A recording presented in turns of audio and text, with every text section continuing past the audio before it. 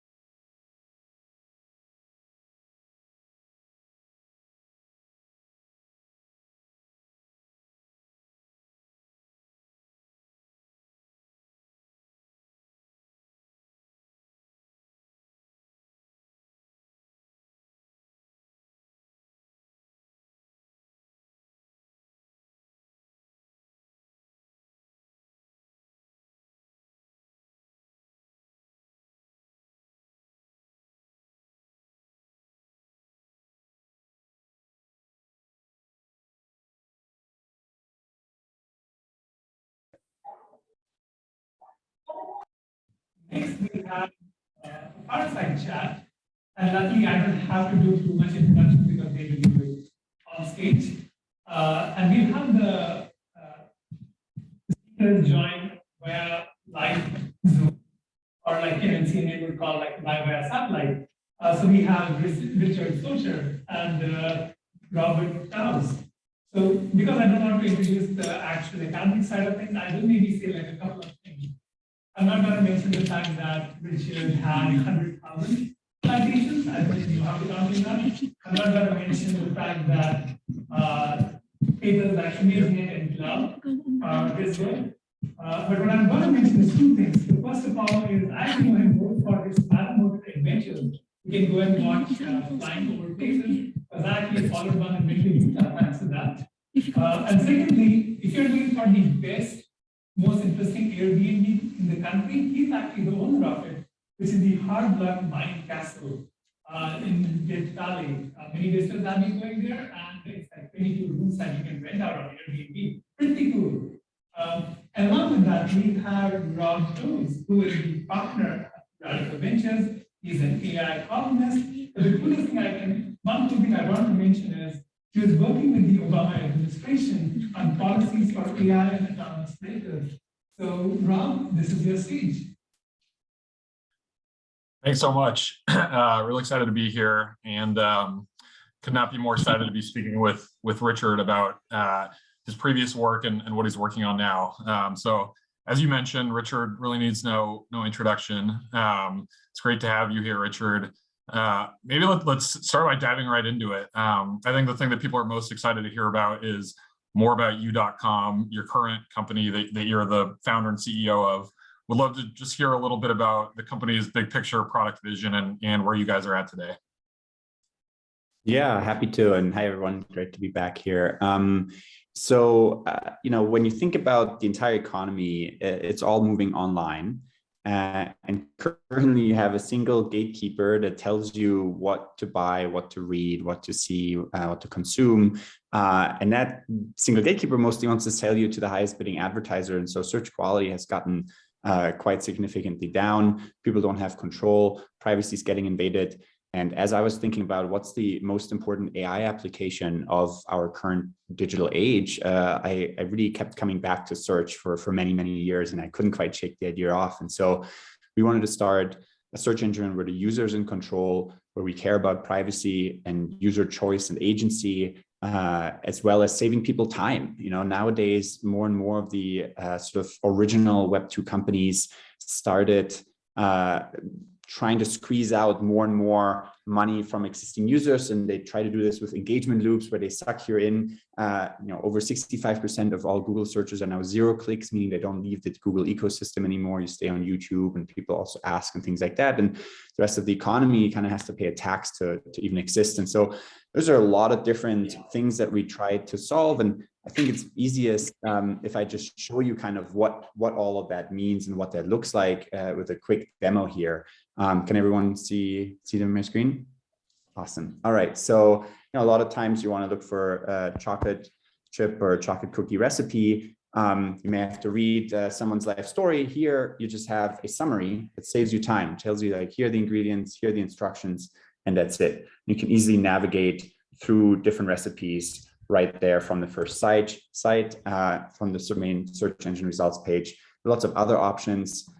Maybe you like Bon Appetit more. And again, we kind of summarize a lot of these sources for you. There's a lot of interesting natural language processing in there. Of course, maybe you just want to find out and go out to eat. And we have these apps. So here there's a Yelp app.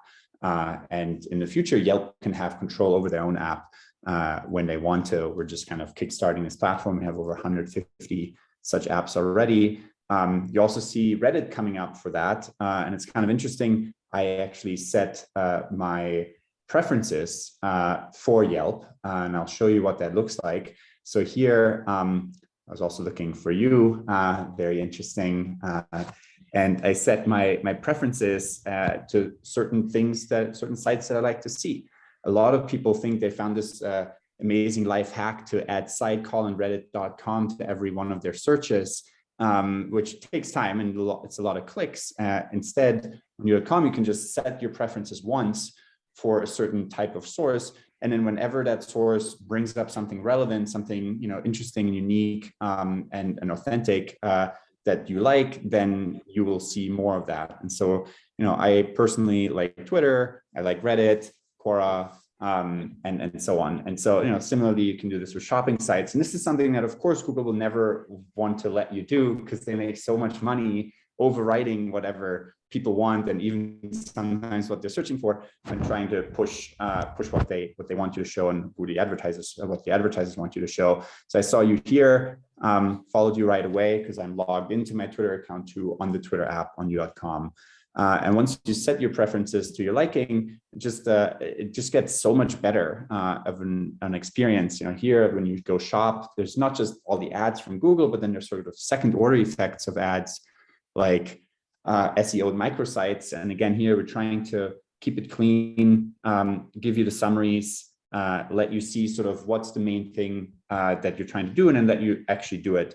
And since we have a very AI heavy audience, a lot of us are also AI enthusiasts and practitioners and researchers and so on. We have a lot of apps to learn basic things too. So here, whenever you look for a paper, the archive app comes up, and the code that actually implements those papers is associated with each one. You can learn all kinds of interesting things. If there are useful Medium articles, you can read those right away. On you.com again in the side panel. We really love learning. So when it comes to sort of other types of lessons, we also have Udemy and Coursera and so on indexed that let people learn. And there are tons of other apps that you can kind of trigger if a certain app didn't trigger, but you think maybe it should or it could be interesting. So here, we can trigger Coursera and edX, and the system gets better over time. If you're more into bio, which is also tons of interesting AI applications nowadays with protein sequence models, similar to GPT-3, but it run on proteins. We have bioRxiv and PubMed and so on. And maybe a last note, which is privacy, something that we care about a lot. So we have a private mode that's more private than even DuckDuckGo, because in private mode, we never store any of your queries. Even DuckDuckGo stores all your queries. They don't associate it with an IP address, but they actually do store them. So if you put in your name with something else, it'll be in their system for a long time. Here, and they share your location if you want, because there's no sort of separation between that. We have a private mode that you can easily switch into. And once you're in that, we won't even share your location to get certain features. It's so much more private. Nothing gets stored. And so here, if you look for weather near me, for instance, but you're in private mode, you can't see it. So those are all, the ideas and just kind of visualize what we've been up to. That's great. Really exciting to see the product, and really beautifully designed and intuitive in a lot of ways. It's awesome how you were able to personalize it to your own preferences, even though from a personalized data perspective, there's a lot more protection there. I'm curious to hear a little bit more about how you think about, as you mentioned, Google obviously has a dominant position in search and kind of as a portal to the internet today. And so they're a formidable opponent to take on. I'm curious how you think about building a company to challenge them and win users over from them. Some of the challenges and the viability of taking on kind of such a large existing incumbent. Yeah, it's really hard, and there's so many different ways I could answer that question. Maybe I'll start with an interesting AI technical one, which is this would have been, I think, impossible 5-10 years ago from a technical perspective, because natural language processing, natural language understanding, query understanding really just wasn't far enough. And so we can now rank hundreds of these apps, and within the apps, the majority of those apps, we also rank all the content within each app. And without unsupervised learning, large, language models or other kinds of word vectors, and then contextual vectors, and then transfer learning and supervised fine-tuning at the end of that would have been technically impossible for a small team to be able to rank arbitrary queries that of anything you might want to look for. So that's an interesting technical answer that that has become feasible, that a small team can build a very general purpose technology that quickly. Now, of course, the technical is just a necessary but absolutely not sufficient condition to take on someone like Google. I think the biggest one is, of course, consumer sentiment. More and more people are complaining that it's just getting worse and worse because of the ads, because of the SEO, because the search queries don't seem to be as relevant anymore in terms of what Google wants to show you in order to sell more ads. Whenever you search for anything that might remotely lead to a purchase, Google tries to sort of weave a path towards clicking on an ad into their search experience. People are complaining about that.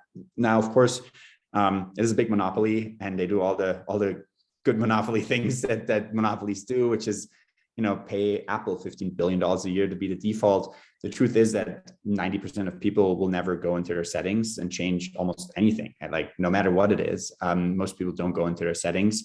So you have to focus on early adopters in the beginning. And then as you figure out a lot of next steps, you can eventually start having kind of conversations. And then there's a small chance that maybe actually antitrust will realize that this is ultimately not good for consumers, right? It's kind of crazy. For 20 years, search hasn't really changed that much. They kind of keep cluttering the list of blue links with more different things in there, but it's ultimately has been similar to that. And every competitor has looked kind of similar to Google and just says like, oh, but we're, slightly more private or something. And so we really want to try to like innovate throughout the whole stack. And I think antitrust will maybe have a small role to play there too, and governments will kind of see maybe it's not ideal to have one company kind of define our entire ecosystem and the economy, which again, everything in the economy is moving online. Yeah, no, I mean, it is very true for these large tech companies. I think antitrust and regulatory forces are going to become increasingly relevant and are going to shake up the competitive landscape in ways that it hasn't been shaken up in years. I'm curious to hear, you touch on it a little bit. Obviously at U.com, you guys are doing a lot of cutting edge NLP research and pushing forward frontiers there. I'm curious how you think about, especially given your background at Salesforce as chief scientist, and before that as an entrepreneur at MetaMind, another startup, how you think about what the right balance is between research and kind of productization and operationalization in a startup. Obviously, at the end of the day, the top priority for you guys is to build a product that consumers like. How have you thought about kind of structuring that within the organization? It's a great question. I love research and was very passionate. I think in the 2010s, there's so much important foundational work that needed to get done. And in those 2010s, we kind of resolved or understood a lot more about how to build very accurate AI systems. Everything is a vector. Everything is a end-to-end trainable large neural network. And you want to go as high as you can in that pipeline in terms of having everything then back propagate and update. And so I think those ideas have been done. And since in the last couple of years, it's been mostly just applying those ideas and making the model even bigger, making the training data sets even bigger, but sort of fundamentally research-wise, the ideas have not changed that much. And I think there are there's more interesting work and impact, a positive impact to be had on humanity in thinking through how we apply all of those research ideas now. And of course, there are some exceptions like large protein sequences and protein language models. But again, the ideas sort of fundamentally on the AI algorithmic level have been kind of similar now for a while. And all the breakthroughs we're seeing now are more like scaling and engineering breakthroughs. And so that is one answer. And for us, of course, it's very important to have a research mindset in the sense that ranking is an AI problem. Semantic parsing, like say, I want like the best fast Chinese restaurant near me. If you just send that to the Yelp API or something, or your backend, it will say there is no restaurant called near me, and that's it. So you need to actually learn how to parse human language into API language and transform that. And all of those things are still applied research problems that we're actively working on, that we have proper trained test sets over and kind of hill climb on these metrics that we set for us. So I think the mindset for such an AI heavy company matters a lot. But in terms of fundamental research, we just can't afford that right now. Like it just doesn't make sense for a small company to do fundamental research and publish papers and things like that. I think once you can once you know that you will survive for the next 3 to 5 years, and you're, you could turn on profitability, then I think it starts to make sense as a company to do research again. And of course, Salesforce was very much in that space. They're a massive company, amazing growth, amazing revenue and profits. And so there it made a lot of sense to have hundreds of researchers doing fundamental research to understand where the world is headed, to avoid getting kind of disrupted through a smaller competitor because they missed out on a major technological trend. And AI is, of course, the major one there. Yeah, makes a ton of sense. I mean, you're completely right that as an early stage startup, focus and resource prioritization is essential. So the way you're thinking about it makes a ton of sense. You touched on this a little bit already, but kind of on that point, when you mentioned obviously the transformer architecture that has been so influential and kind of the associated trend of models getting larger and larger and larger, with self-supervised learning, data sets getting bigger. Beyond that sort of in the increased size of models, are there other sort of, just zooming out and taking a big picture technology view over the next 3 to 5 years, are there other big picture trends or developments in NLP that you're particularly focused on or that you think will be particularly influential? So just on NLP, so in NLP, I think one of the hardest and most interesting and challenging tasks right now is summarization. And like translation, you have tons of training data that's very useful. So translation is working better and better, and I think it's going to continue to slowly hill climb and make it easier and easier for sort of novices to get the gist, and for even professional translators to get really good raw translations, and then kind of just having to fine tune some things. But summarization is incredibly hard because there is no good training data on a massive scale. And not only that, but summarization in the way most academics have kind of cast it right now is hugely under constraint. And what I mean by this, if I ask you what's the BERT model or what's Elmo, and I could say, if you know everything about NLP, oh, that was contextual vectors from Brian McCann et al. But instead of trained on machine translation, it was trained on language modeling. And then, it's oh, what's the difference between that and that? And it's oh, now instead of an LSTM, they used a transformer network. And so if you have the knowledge, then the summary could be extremely short. But if you don't know what a word vector is or what a neural network is, the summary may have to be even longer, but written differently than the original content, right? And you're what is a neural network? And you have to go through all of that. So basically, good summarization has to be very personalized. And that is why at U.com, we kind of have that personalized mode where if you want that personalization, you want to say, I want to see these sources, but also I want you to get better over time for what I know and what the summaries may look like in the future. This is something that we can do that you just couldn't do in any other kind of company and structure, because it's a huge data problem. And again, we care about privacy, so you can say, I don't want you to summarize any of that, or I don't want you to learn anything about this particular aspect of mine. But we also find that, whenever privacy and convenience are at odds, you want weather near me or restaurants near me and things like that, then it's good to have the convenient choice. And then there's things like in health and other aspects of life where you want that privacy and you just easily switch to it. And that is also a struggle that we'll see with NLP, in that, you need training data to make AI systems better. Yeah, absolutely. Yeah, it's summarization is a really interesting problem because it requires the ability to synthesize and abstract information and knowledge at a high level, which is obviously something that's been a big challenge for AI historically. So we have about 20 minutes left. I think the most fun and interesting parts of these sessions are always letting the audience ask questions and see what they're most interested in. So I would say to everyone in the audience, feel free to go on the app and submit questions that you'd be interested in hearing Richard address. There's a couple on here already. So I'll start with a question from Alan, who asked, Richard, is a visual search feature on your roadmap? Yes and no. So in some ways, we want to make the results page and the summaries more visual, but it has not come up enough to say, oh, I want to take a picture of this particular thing and then search over that. in terms of other features that have been asked for, there's just a long backlog of things that we would probably tackle before that. And there's also some companies that did that surprisingly well. You could take pictures of, like dresses and clothing and other things, and they would help you find them. Few of those startups have had much success. It was a really cool thing that technology could do, but somehow consumer demand was just not big enough for those companies to be viable. So probably not like coming early. Eventually, of course, it does make sense to let you search in any kind of modality, like including speech. Speech is also an interesting one.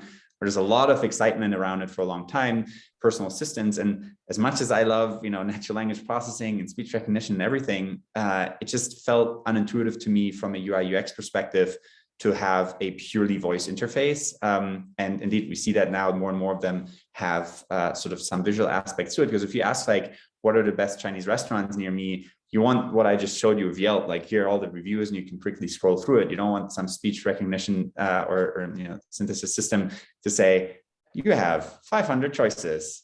Restaurant number 1 is 0.3 miles away, has 4 out of 5 stars, and has the following 5 dishes that are people really like. Like, it just doesn't make sense to have that kind of system. So I think different modalities are important, but often a sort of visual response and output is the right way to go. Yeah. Speaking of search and other modalities, is video search something that's on your guys' radar at all? It's super interesting, and it's a nice, multimodal combination. I think there can also be more research should be done there. It's kind of surprising how much of video understanding and just sort of generally visual understanding is still mostly frame by frame based. That being said, it also, in terms of, we have a very active user community right now in Slack and Discord and some other places with thousands of people. They ask us all kinds of features every day that they want to see. Video search also has not come up often enough, and it's extremely expensive to run in terms of the processing. It probably doesn't make sense until you have some very concrete use cases that people are really passionate about. Very often, if you have a simple transcript and you can kind of search through the transcript, that already could help. And that's kind of, for now, probably also not high on our roadmap. Yeah, makes sense. Again, I'd encourage everyone listening, if you have any questions for Richard, feel free to submit them and we'll ask them to Richard. The next one comes from Divyansh, whose question is, could the list of preferred search websites on u.com cause a filter bubble effect for a user? How does u.com ensure diversity in search results? I love this question. It's a super important one, and it goes down also to summarization and sort of agency and control to have for the user. The way we're thinking about this is, right now, we chose mostly sources that on the news side are quite centrist, and then are, for the most part, actually sources that will have all kinds of different viewpoints. So for instance, Reddit, you can be in a filter bubble on Reddit itself, but Reddit has many different viewpoints across pretty much every spectrum and aspect of life, and political spectrum and so on. So there's less of a concern there. We are now starting to work more on news. And when it comes to news, I think that is a much bigger issue. And the way we're thinking about this is to start, and feel kind of bad because it's a little bit of a, future roadmap thing that we're probably telling some of our competitors here too. Hello there, if you're listening. But it makes sense to have a section where you see the kinds of sources you want to see, and then have a discovery section, is what we call it for now. A section where you might get exposed to exactly the opposite viewpoints that you may have, just to see what the spectrum is like and how do people talk about the same event with different lenses, to avoid that exact problem of filter bubbles. Yep, that's great. That makes a ton of sense. Next question from Peter Furlong. What technological advances were most significant leading u.com to launch now and compete with the likes of Google? I think, so I quickly brought this up before, but I think the really big one is unsupervised and transfer learning in terms of the natural language processing, the ranking, the semantic parsing and transformation of queries, the intent understanding. So that's one, and that is in terms of technology. But of course, there's a lot of other sort of macro things at play in terms of the economy, terms of, there's some crazy statistics. I think over 50% of all venture capital just goes directly to Google and Facebook in order to market.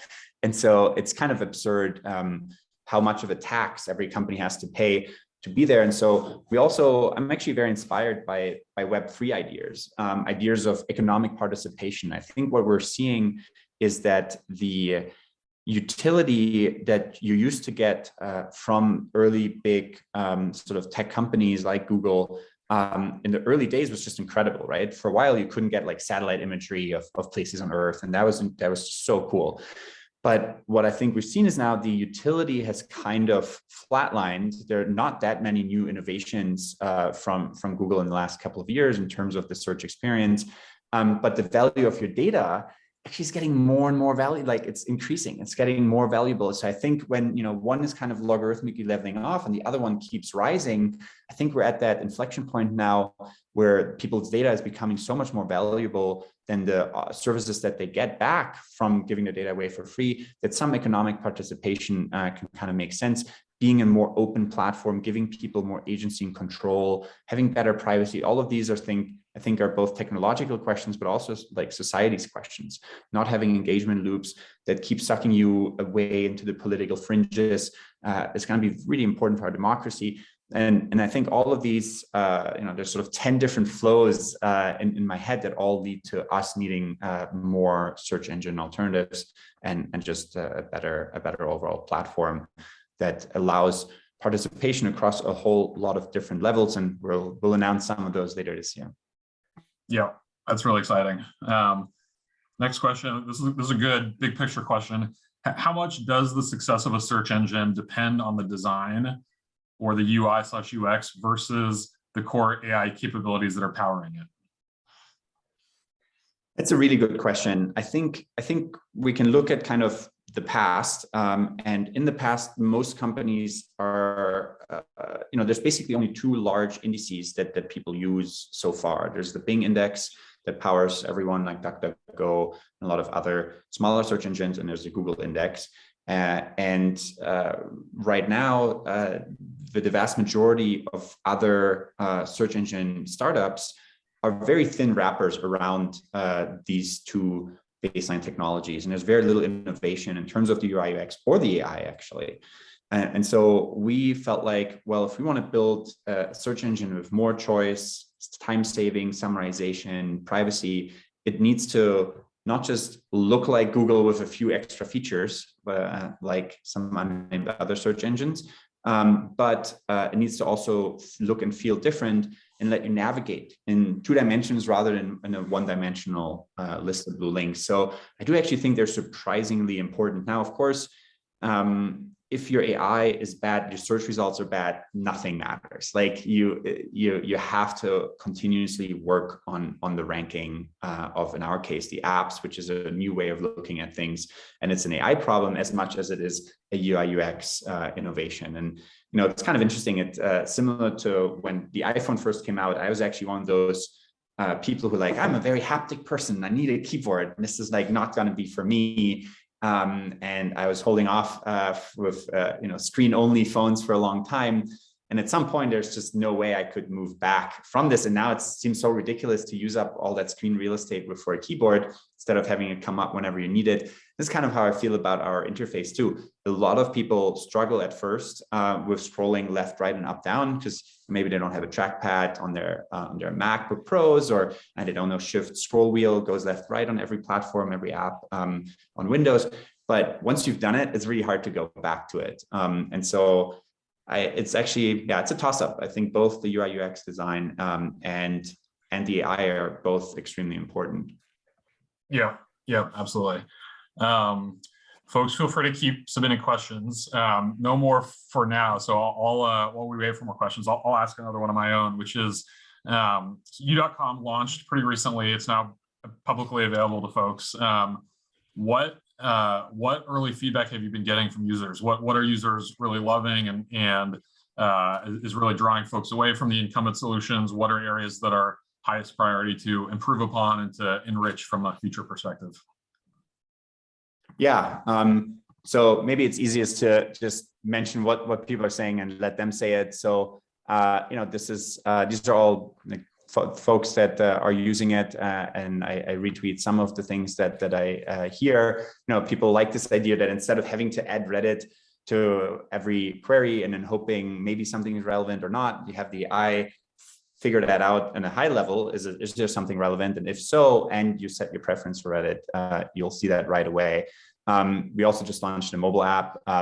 People think it's better than Safari because it actually filters out all the ads and no more tracking and so on. People like the privacy and just better results. One thing we see is that when it comes to like 15 minutes. Looks like we're getting some background noise from the audience.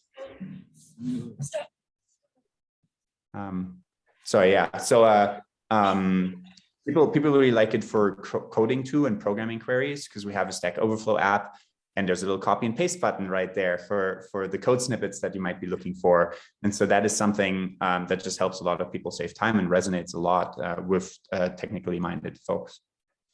Yeah, that's great. One last question from me to wrap things up, unless folks have questions, feel free to submit them. What are you most excited about when you think about the roadmap for U.com looking forward? And without sharing too much secrets with us, I'm sure there's a lot under wraps, but what should the audience in the world be looking out for from U.com in the months and year plus ahead? Yeah, it's a great question. I think ultimately a search engine is kind of in this amazing spot that people give you an intent to do something in many of their queries. And instead of searching more and then clicking on ads, we want to empower people to actually get things done. And so, when it comes to coding, we already have a lot of those apps, and maybe I'll just show you one more such example. So if I search for like how to sort a dictionary by value, I get a Stack Overflow app here, I get code snippets, and then boom, I have a copy and paste button and I'm done. That is something that resonates a lot if you're doing if your action is coding.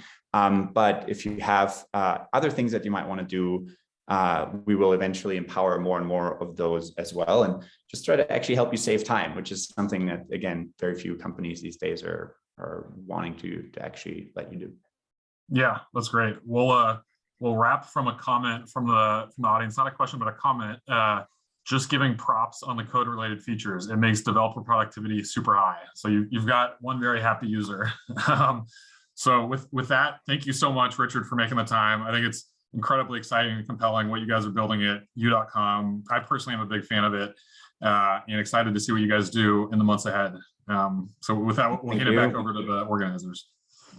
Yeah, thanks everyone for your questions, and hello to the audience in SF.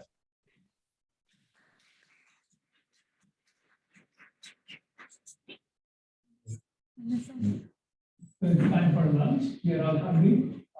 You know where to go. For the audience at home, it's time to cook. What I will say is